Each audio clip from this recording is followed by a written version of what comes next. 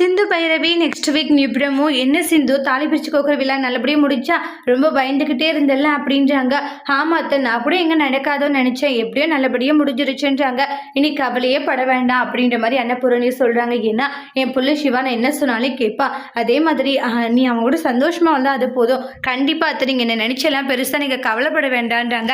நான் பார்த்துக்கிறேன்றாங்க. எனக்கு தெரியுமா, ஏன்னா நீ சிவாவை அட்ஜஸ்ட் பண்ணிட்டு எப்படினாலும் சந்தோஷமாக வாழ்ந்துருவன்ட்டு ஒரு நம்பிக்கை எனக்கு இருக்குது அப்படின்றத சொல்லிக்கிட்டு இருக்காங்க.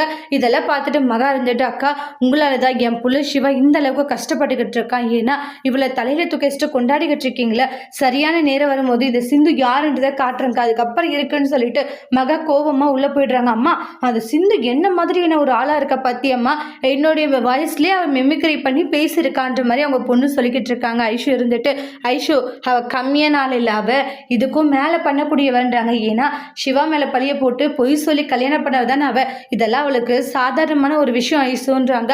ஆமா அப்படிப்பட்டவங்களை எப்படிமா வந்து அன்னபூர்ணியத்தை இப்படி நம்பிக்கிட்டு இருக்காங்கன்றாங்க. அந்த அளவுக்கு அவ எல்லாரும் மனசுலயும் இடம் பிடிச்சிருக்கா. சீக்கிரமா அவ யாரு என்ன எப்படிப்பட்டவன்றதை எல்லாருக்கும் நம்ம தெரியப்படுத்தணும்னு மகா நினைக்கிறாங்க. அதோட இந்த ப்ரமோவை முடிச்சிருக்காங்க. இனி வரக்கூடிய எபிசோட்ல என்ன மாதிரி ஒரு டெஸ்ட் வர போகுதுன்ட்டு வெயிட் பண்ணி பார்க்கலாம். தேங்க்யூ.